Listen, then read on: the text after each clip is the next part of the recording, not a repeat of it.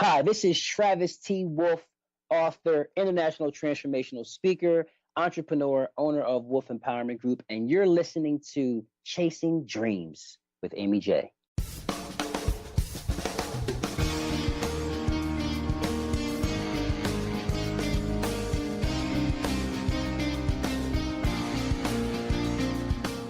Welcome to Chasing Dreams podcast with Amy J.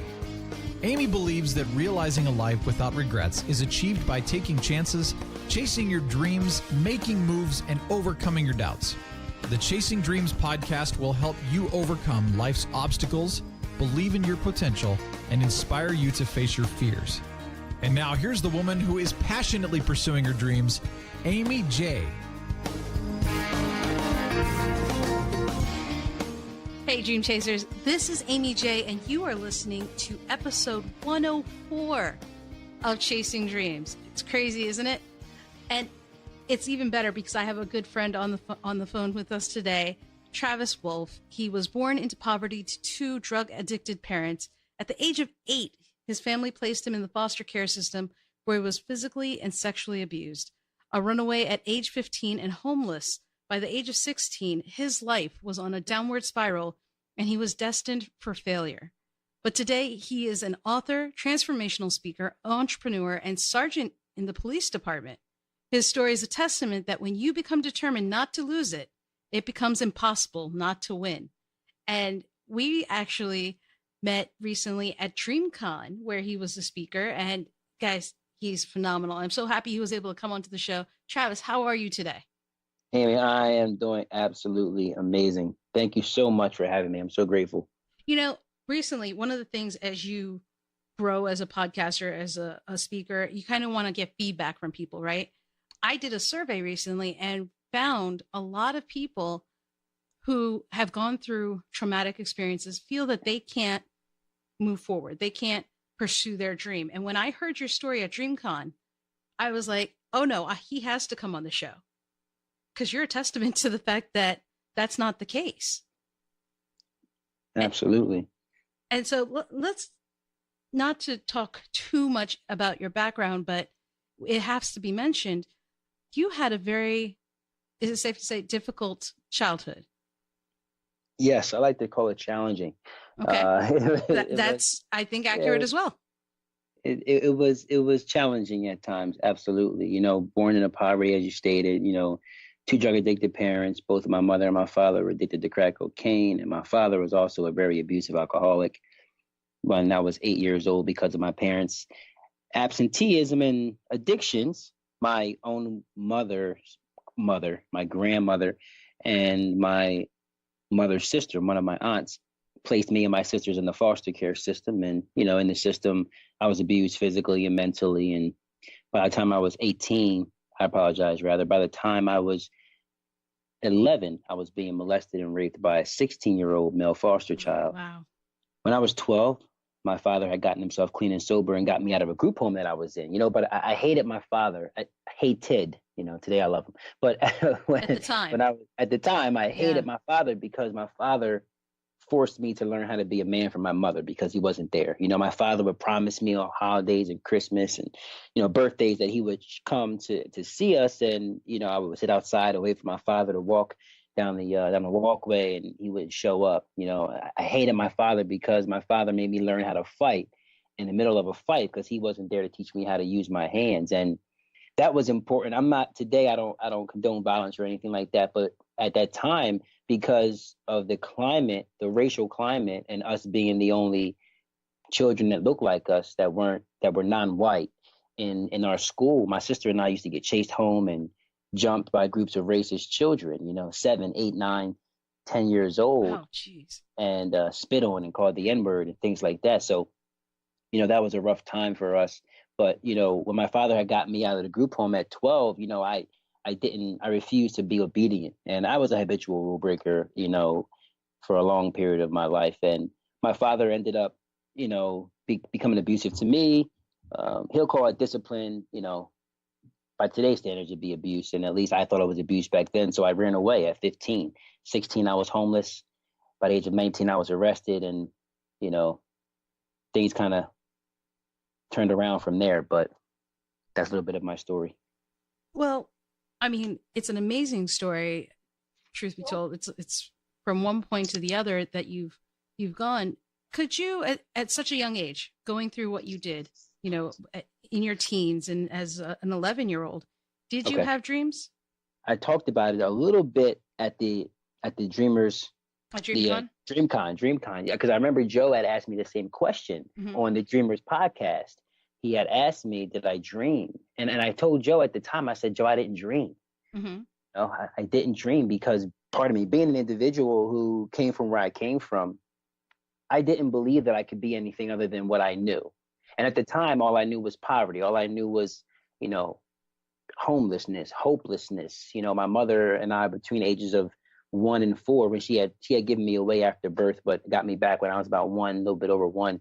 And we had spent some time homeless and bouncing around from place to place. My mother always called it moving and shaking. And coming up like that, not experiencing anything different, I didn't feel like I had, at least back then, I don't remember having the capacity to dream. I believe that you dream when you can see other possibilities, when there's a possibility that you can be something greater, but never having experienced or seen anything greater than what I knew, I don't know what I would have dreamed about. I always thought I wanted to become a police officer, but I don't remember ever dreaming about these things. Yeah, I can imagine that it's hard. You don't see anything else but what you were saying. Why would you? When would you say that you started to believe that you could, though? Do you remember? One day I had met a mentor, and it's kind of sad, actually. I think that I was 18, 17 years old when I met this mentor, and he told me that he believed that I was greater than I believed that I was. And for him to tell me something like that at that age, and having not heard anybody ever tell me that, for this man to tell me that he loved me, and have never up to this point, never heard my father actually tell me that he loved me, or never can remember a time my father told me he loved me.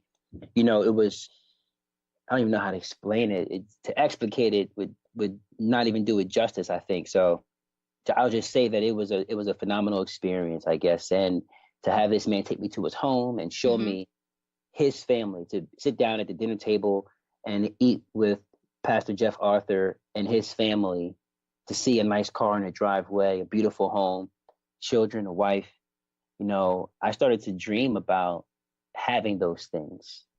And then when I got an opportunity to make a decision at that fork in the road, whether I wanted to go left or go right, and whether I wanted to be going down the path that people expected me to go down, which they always told me I'd be dead or in jail like my father, or I had the opportunity to go the other way and try to attain what Pastor Jeff had shown me and follow my dreams that I began to have at that time, I was able to choose the positive route.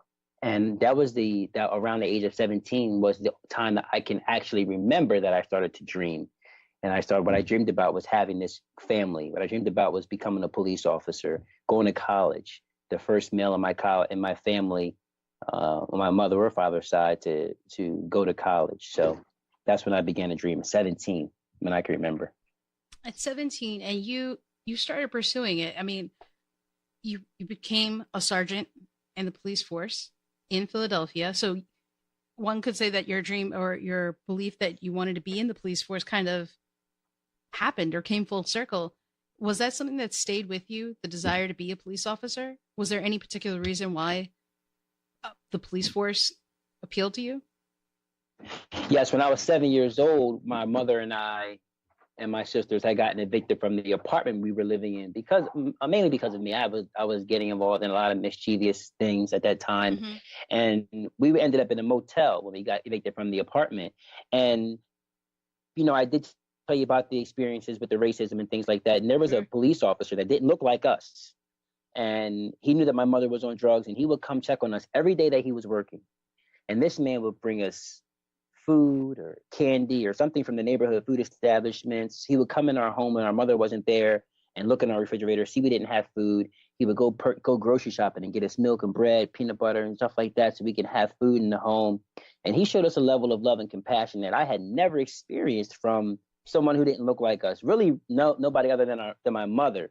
So to be in that experience, to experience that in that moment, it stuck with me. And I always wanted to become a police officer since I was 7 years old and give back someone that same love and compassion. And when I was trying to pursue that dream, I had gotten arrested and it got derailed when I was 19. And, you know, it was difficult for me to become a police officer at that point. I was told no 14 different times by 6 different departments that I could not become a police officer. Well, that's a lot of times. I mean, I don't know. Some people typically stop after the third one. 14 different times by 6 different departments. And I refused to let no mean no. You know, I would walk in and no, they would tell me no, and I would fail some portion of the process, and they would tell me no, and I wouldn't let no mean no. No would just mean not today. You know, my record wouldn't allow me to become a police officer. I had to get that expunged. So I was told no a couple of times during that process. Mm-hmm. But one of the same departments that told me no back in 2003 or 2004 rather, 3 years later, they hired me. And then just 3 years ago, they promoted me to sergeant. So just that being determined not to lose and never accepting no and just continuing and pushing through the process. You know, if I didn't continue on and try, even after all those times, I may not ever be in the position that I am today, where I can say I'm a sergeant in the 4th largest department in the country. I got to talk about this a little bit. I mean, 14 times, people say no, 6 different departments. And were you ever discouraged amongst that? I mean, sure, you said not no, it means not today, but truly in those times that you kind of kept going, did you ever think, well, maybe I'm seeing this wrong and it's not just no, it means today, this isn't going to happen? Did you ever have doubt like that? I got to tell you, Amy, I'm human and I would love to say no. I absolutely never had any doubt, but I'm a human being. And sometimes as humans, we do get discouraged, and we have to remind ourselves sometimes of our desire and of our why. But to be told no so many times, and that's not even the worst part about it. I've been number 1 on lists for different departments on 3 different occasions. I've been number 1 on their list. And then I get to a certain stage in the testing process, whether it be the polygraph or whether it be the background investigation. And then at that point, I'd be denied. So to be number 1 on their list, what it means to be number 1 is to outdo hundreds of other, maybe not hundreds. I know for that department, it was a little over 100. Or a couple of times it was over 100. And one other time it was only about 8. But to be number 1 out of 8 or number 1 out of over 100 applicants and then be told no after getting way into the process, that's discouraging. That is discouraging a couple of times. Absolutely. But then I remember my why, you know, and I remember that I was doing this for my family. And I remember that, you know, all the things that I had gone through in my life had prepared me for disappointment. I've always been disappointed my whole life. I've never, you know, but at least when I was younger, I had never been, you know, truly surprised when I was told no or when something didn't work out, because I expected it, but I always kept trying. So, I mean, so that's the thing, right? And I think that's something we often forget is, it's okay that you doubt yourself. It's okay that, you know, you are discouraged, because you're right. It's human. Right. But we put so much pressure on ourselves, like, oh, I had doubt, therefore I don't deserve it. But the fact that you came back to your why and that you knew to come back to your why, that's not a normal thing for people. It's not a normal thing, Amy, honestly. But, you know, Dr. Dwayne Dyer said before, if you knew who walked beside you at all times on this path that you have chosen, you could never experience fear or doubt again. So, and I'm not challenging anybody's existential or either their religious beliefs, but I know who walks beside me. And I know that in the end, God's purpose for me is a lot bigger than what I think it is. And it's a lot bigger than my own desires and my own idea of what I want to do with my life. And I had believed that this was at the time, my destiny. I had believed that this was part of my growth process. and that this was something I was going to do. And I wanted it so bad. I desired it so bad. I read from in the book, The Alchemist, when a person truly desires a thing, all of the universe conspires to help that person achieve their dream. So I believe that I would achieve this. And honestly, although I was told no so many times, the universe was conspiring all along. And although I'm human and sometimes I got discouraged, I never really succumbed to that doubt because I knew that in the end, I would be victorious. So I just continued to push on and continue to push on, Amy. And here I am today. And, this job is one of the best jobs. I used to say it's the best job in the world, but now, with my company, with empowering individuals, I'm doing something totally different now. And, it's the second best job in the world because right now what I do is I empower youth and millennials who've been in foster care, like myself, to overcome their victimizations and their hardships so they can experience success and total life fulfillment. So doing that now is definitely the number one job in the world, but policing is the second best job in the world. And I just knew in the end who walked beside me. I knew I would be victorious. So the thing is not just, I'm so happy because, who you are today because of that experience, because you didn't take no for an answer. But, that's something I think we all face. While you're human and you overcame it, I'm sure you had other people saying, hey, why don't you try something else? Why don't you go another direction? Did you have that outer force, a third party kind of whispering in your ear also? Did you have to fight that off as well? Amy, when I tell people today that I'm a police officer, they're blown away. They can't believe it. And then when they find out I'm a sergeant, they're like, no, not you. There's no way you. There's no way you. I saw a couple of my friends from when I was younger on South Street one day during the 4th of July fireworks on South Street in Philadelphia. And after the fireworks that they had, everybody comes down South Street and hangs out, and people I grew up with saw me out there. It was 3 of them. And they were like, yo, Trav, what?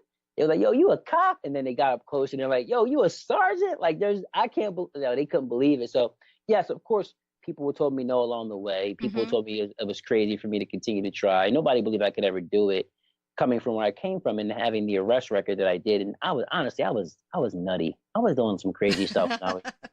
So, I don't blame them for not thinking that I could, but even some of your family, sometimes they mean well, but they want but they consider it the best for you. And they'll tell you things that they might tell you can't be or you can't do, right? But I was told no, and I can't, and I won't be all my life.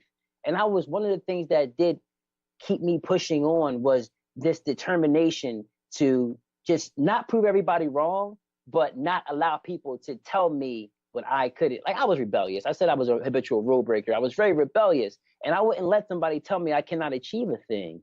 So that's why that's one of the things that motivated me to continue to push on, even though they told me no often, and they told me, you should probably do something else. Stay in college. Like, I left college. I got a call on Friday that I had to report to the academy on Monday.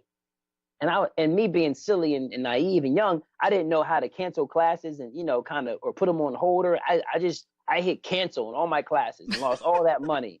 And I was like, I'm going Monday. I was so excited. I didn't go to the office. I just, to talk to the people, the financial people, or whatever, financial aid. I just said, I'm done, cancel, and went to get the job. And then some people were like, if you go to get this job, you're not going to finish college. And I'm like, thank you. That's exactly what I needed to hear, because you told me I won't do it. So when I got done with the academy, I went right back to school. And within a year, I finished up my degree and graduated. I only have 4 classes left. And I canceled it all, got the job, fulfilled my dream, and then came back right away and graduated. So wait.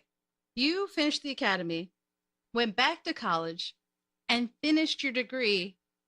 And because somebody said you couldn't do it? I wanted it before they told me I couldn't do it. Okay. But them telling me I couldn't do it was exactly the fuel that I needed for the fire that was already burning to really make sure that I pushed through. Right. I was working a last out shift, which is 12 a.m. to 8 a.m. I would get off of work at 8 a.m. I would go to court. I would leave court and go to class, leave class and go back to court or work overtime or whatever. I was draining myself, but I was determined to finish, and I did it. I don't remember exactly who it was, but I'm so grateful. I wish I knew exactly who said it so I can thank them for helping me to push through all those moments when I was like, I'm too tired to go to class, or, I'm too tired to finish. I'll stretch it out one more semester. I'm so grateful for that person because they gave me exactly what I needed. And what did you graduate with a degree in? Criminal justice.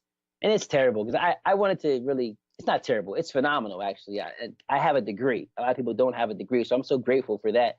But I have 4 different majors because I knew I wanted to be a police officer. Sure. Even though I was told no, and I thought that I wasn't ever going to become it because of my background. Sometimes I tried 3 different other majors to try to make myself more marketable and more valuable when I got out of school. But my love and my passion was policing and law. So I just decided to, at the end of the day, after wasting countless amounts of money and extending my stay at Temple for numerous amounts of years. I mean, I graduated in 7. I didn't get a 4-year degree or a 5 or 6. I got a 7-year degree, but it took me a long time to graduate. I graduated in 2009, but I wasted a bunch of money just trying other things before I just gave in to what I knew my passion was. And then I started to actually excel because I loved what I was doing before I was failing. Nobody ever actually asks how long did it take you to graduate. I think everyone's so hung up on 4 years and 3 years and all that, but really, you got the degree, right? I got the degree. You got some education in there, and that's what you wanted. That's the more important part is you got the degree, you got the job, and it's amazing how you were juggling all of that. And then you were focused on police work full time. When did you begin giving back the way you do as a public speaker, as a transformational guide? I mean, when did that start? Well, I was sitting at home one day and I was nursing a back procedure. I had my second back procedure. It was minimally invasive, but nevertheless, it was a back procedure. And I know that every 1.5 to 2 years, I'm going to have to get another one. And as I'm sitting at home, I'm looking at my life and, I'm in a state of, I don't like to call it depression because I don't subscribe to depression, but I believe that I was in some kind of funk. And when I'm sitting at home, I'm playing video games, 15 hours, 12 hours, 10 hours a day. My wife is upset. My kids are not happy. They're like, you're here, but you're never really here. You're playing the game. I'm like screaming at them, like, be quiet. I'm trying to play the game and they're like yelling. On that. They're trying to be my children and my wife. And I'm like scolding them. And I was in this funk and I was looking at my life like, I know there's more to this than more to me than this. I know that, I've got almost 10 years on the job, and with these back procedures, I don't know how much longer I can last. One bad accident or one bad fight with somebody who doesn't want to go to jail, and I might be out of this job, out of a career forever. And I don't want that to happen. So if it does, though, what would I do? And I ended up coming across, like the universe works in amazing ways. I don't usually scroll through Steve Harvey videos. Somehow I ended up scrolling through Facebook and saw a Steve Harvey video, and I actually played it. And there was a woman on there by the name of Lisa Nichols who was telling her story. Oh, I love her story. I love her. I love her story. Everybody does. She's a phenomenal storyteller. And a phenomenal speaker. And I'm watching her captivate the audience. I'm watching the crowd. They're crying. They're captivated by her story. And I'm like, man, her story is great. But when people hear because I never told anybody about my trauma. I told people about some of the circumstances that I had and some of the things that I overcame. I didn't realize that I had actually been a speaker for a very long period of time in my life. I want to say all my life, but that can't be true.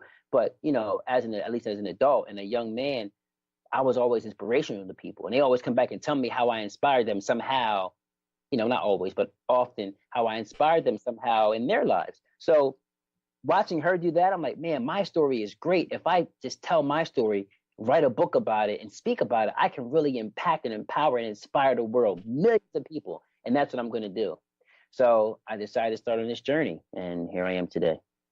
It's phenomenal because you're just as captivating, and you capture your audience's attention as Lisa Nichols, as any other public speaker that I've seen. I mean, because you caught all of us at DreamCon. It was a phenomenal speech, guys. He closed out DreamCon, and he left it all on the floor, so to speak. And I know I said it there, but I'm gonna say it publicly. Kudos to you because it was one of the best there. I appreciate that. Thank you so much. I'm really humbled by that. Thank you. Yeah. Well, you also, took your experiences. You're working on this, and you also wrote a book. And guys, this is a great book. It's called Go Be Great, Overcome and Win. And you'll have all the links to Travis's website and stuff on the show notes page. So definitely check it out. Actually, Travis, can you share where they can buy the book? Absolutely. You can go to TravisTWolfe.com, T as in Travis, Travis T. Wolfe. The same link is WolfeMpowerment.com, WolfeMpowerment.com. And you can buy the book there, or you can do WolfeMpowerment.com / Go Be Great. WolfeMpowerment.com / Go Be Great. Guys, this is a great book. And a lot of what we've talked about is actually in the book. And this, you can just tell, Travis, this is a labor of love. Yes. I mean, this is your story.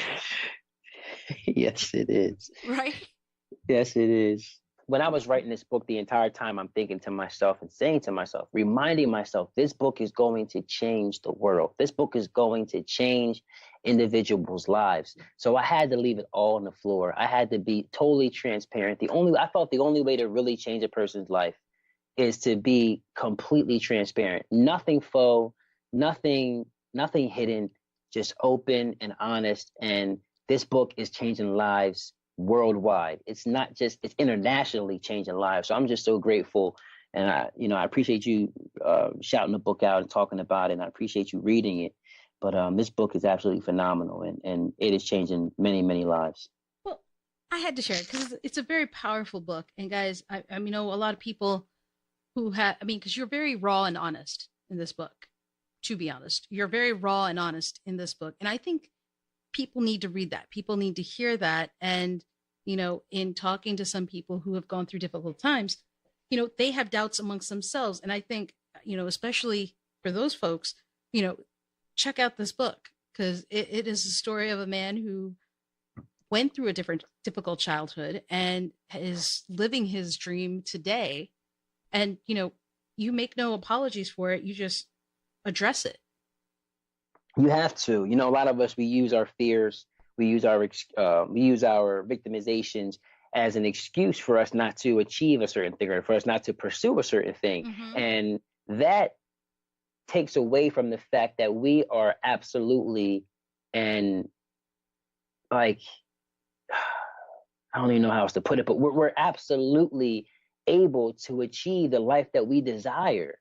Literally, we speak our lives into existence, what we want. If we believe, if we ask, believe, and are willing to do the work to get what we ask for, we will receive it. And to be quite frank, this book is not just a story of my life. This book is actually a guide to help you to get to where you want to be in life. I show you how to implement the tools that I've used, the systems and the processes that I've used to help me to get to where I am in my life, where you can take them and immediately apply them in your life.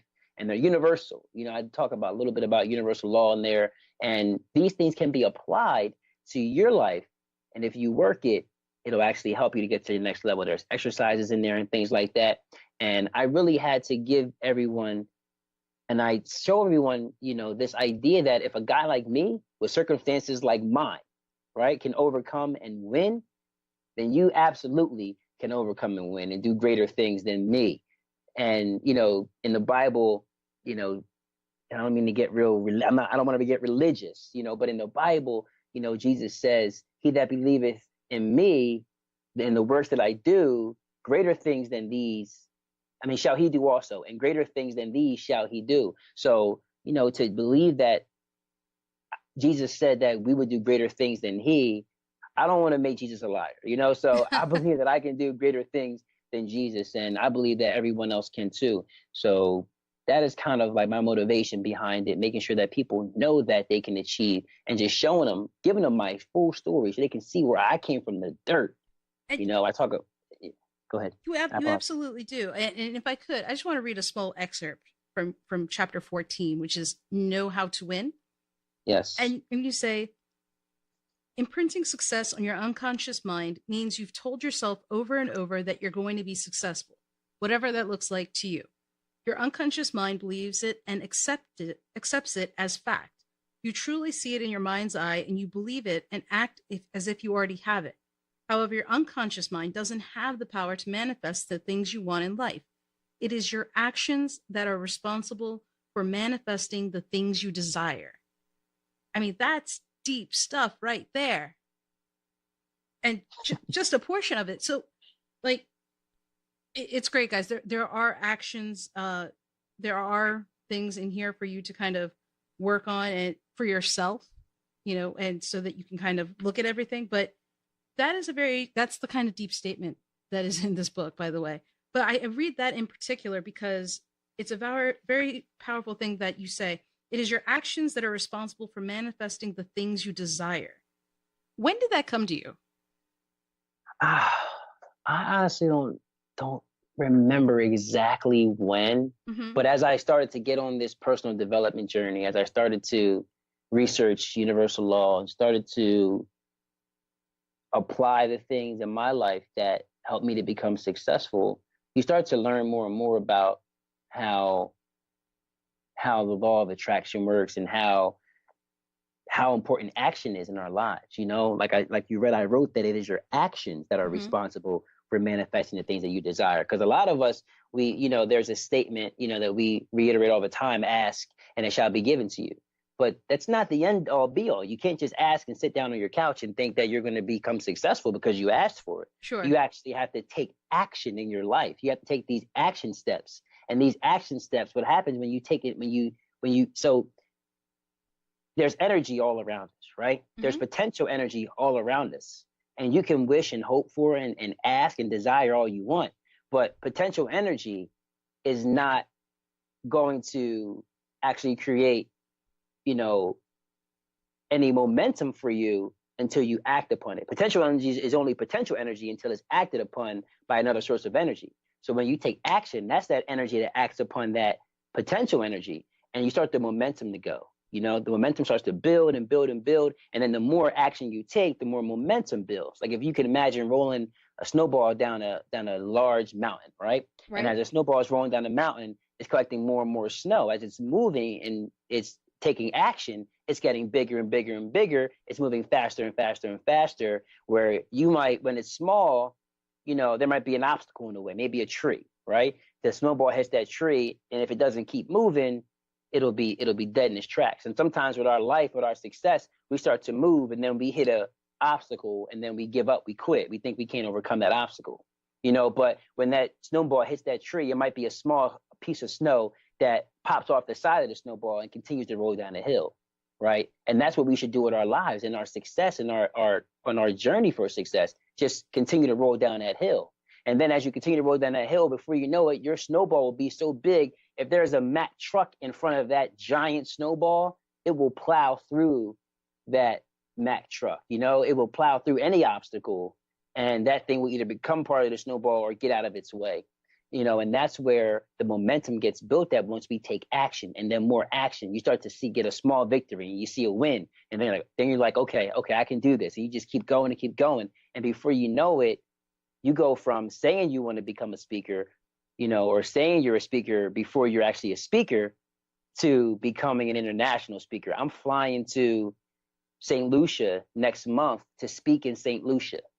Wow. And nice.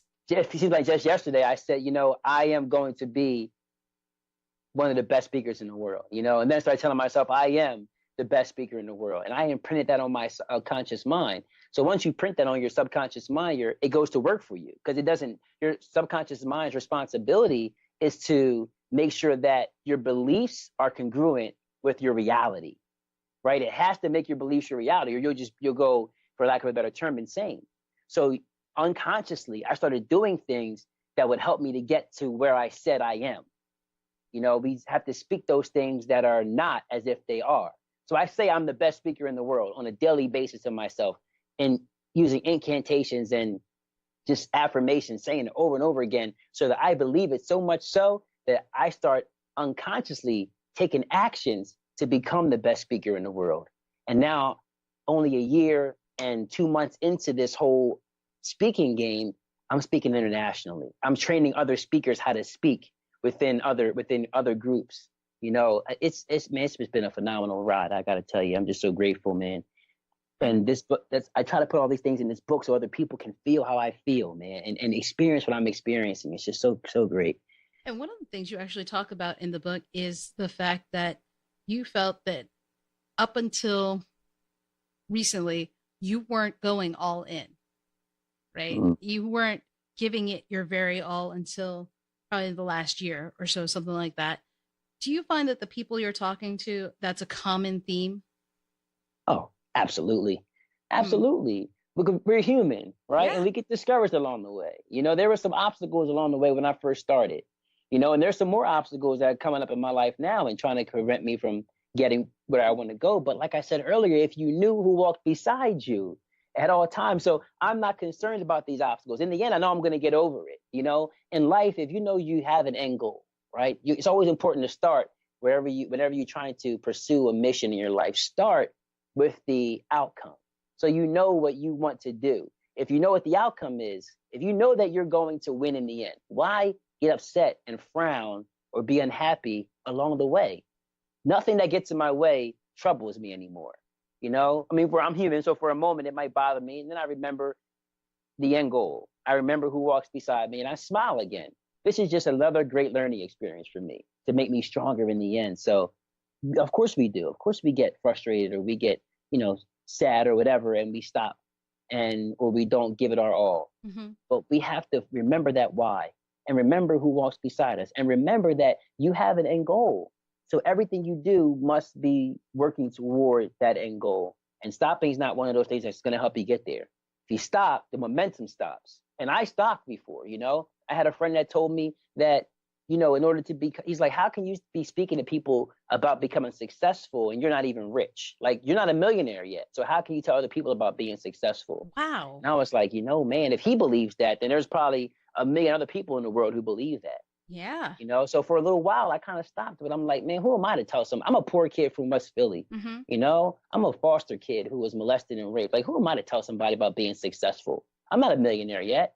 I believe that, for a little while, but then and he's one of my best friends. So he meant well, but like I said, that's not always the right way to go. You have to believe that I've been changing people's lives, men and women, grown, 45, 67-year-old men and women crying to me, thanking me for the things that I'm doing, thanking me for the book that I wrote, telling me how much it's impacted their lives. Like, I was raped when I was a kid, and I'm 44 and I haven't overcome it. You're my hero. Thank you for sharing that. To be able to inspire that one individual, just really helps to get that momentum, going in me. It helps to really inspire and empower me to continue to move on. Then to have a 67-year-old woman crying to me, telling me about her story and just asking me to please never quit. Please don't quit. Don't stop doing the videos. Like, if you just continue to work, you'll be changing people's lives, and you quitting is selfish, because your story, the things that God has allowed you to experience, the things that have happened in your life that have not happened to you, but happened for you, happened so you can become the person that you are today, so that you can help and inspire somebody else. So for you to sit on that and not share your story and not continue to push on, you're being selfish, and somebody can be dying, losing their life or taking their own life because they didn't get a chance to sit in front of you and hear you speak and hear you captivate them and change their world. So yes, to answer your question, I went off on a little bit of a tangent. Yes, I believe that happens to a lot of people. But at the same time, you're not wrong. I mean, I think oftentimes people think, who are we? Who am I to pursue my dream? It's not going to happen. It's only meant for those who show up on TV.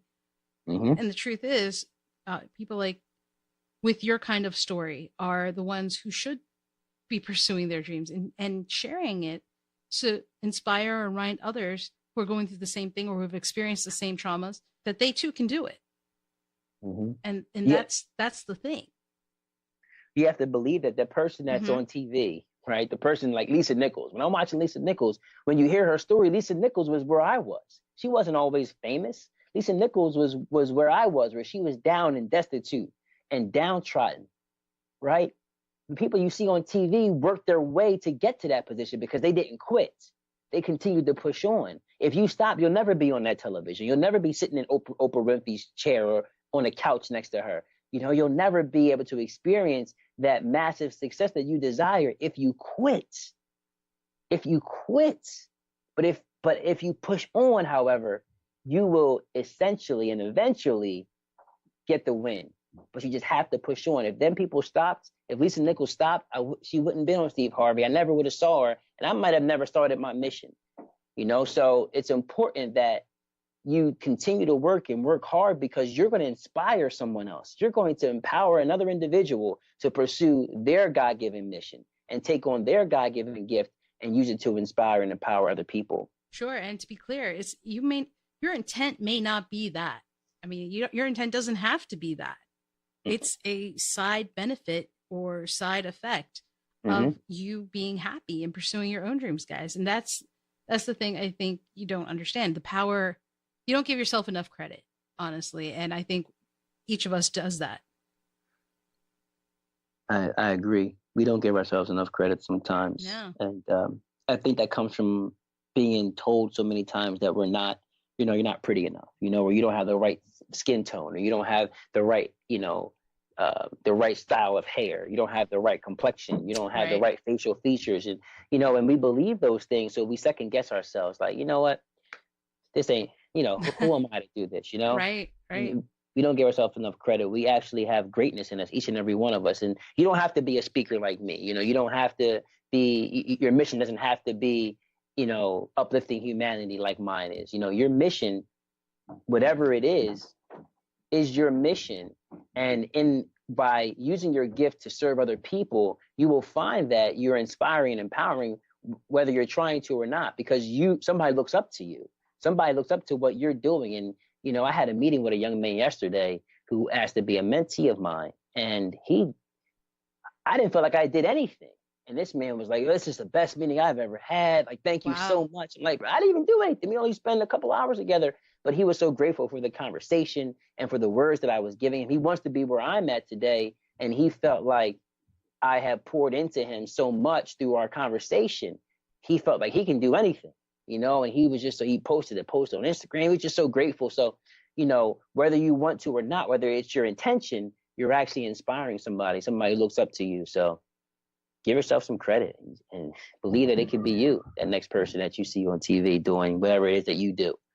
Now, Travis, before I let you go, because you've already dropped a bucket of knowledge for everybody, I need you to share one thing, one action someone can take today to chase their dreams and pursue what they need to do. What is something they could do? Start. Ooh. Start. Like you said, take one. What's that one action? Mm-hmm. Take that one action. Start where you are. I didn't know how to become a great speaker, right? But I said, I am going to be a great speaker. And then because I made the decision to become a great speaker, unconsciously, I started getting up at 3:00 in the morning, right? Mm-hmm. From the one decision I made to be a great speaker, I started waking up at 3:00 in the morning, I would do my walk with God, my prayer, meditation. I would go right to the computer and search how to become a great speaker. And then I watched videos on other great speakers, evaluated them, learned how they became great speakers, learned their histories, learned some of the things that they do, how to use their voice and how to use their hand gestures. And before you know it, I'm speaking at DreamCon. Before you know it, I'm flying to, I'm speaking at people's conferences all over the country. I'm flying. I'm so grateful. I'm flying out of the country now, going to St. Lucia. I'm just so grateful. So just start, guys. Like, start where you are. Just believe that you can achieve what you want to achieve, but just start. Don't worry about how you're going to get it. Don't worry about getting the money. Don't worry about how. Just start. And when you start, at some juncture, you'll get to where you want to be. But if you never start, I can pretty much assure you'll never get there. I'm assure you too. Yeah, I'm gonna second that. You won't get there. You gotta start. You got to. Travis, thank you so much for taking time out of your evening and busy schedule to share your story and so many wise words. Thank you. I'm so grateful. Thank you so much for having me. And thank you for everybody out there. Chasing Dreams with Amy J is the absolute best. Thank you. And guys, that was Travis Wolfe. How fantastic is his story? Am I right? Hopefully you guys were inspired and learned something about it, how to chase your dreams from Travis. And because he's right, You just got to start. Okay. You just got to start. You guys can learn more about Travis and the work he's doing and his company and his book all on the show notes page over at chasingdreamshq.com/episode 104. That's episode 104. Till next time, guys, keep chasing. Thank you so much for listening to Chasing Dreams. Amy would love to connect with you and hear all about your pursuit of chasing your dreams. Connect with her on Facebook, Twitter, or Instagram via @ChasingDreamsHQ. Or you can find Amy on Twitter @AmyJ21. That's AIMEEJ21. Be sure to visit headquarters over at chasingdreamshq.com for more inspiration, motivation, and resources to help with your own dream chase. We hope you'll join Amy next week, and until then, keep chasing.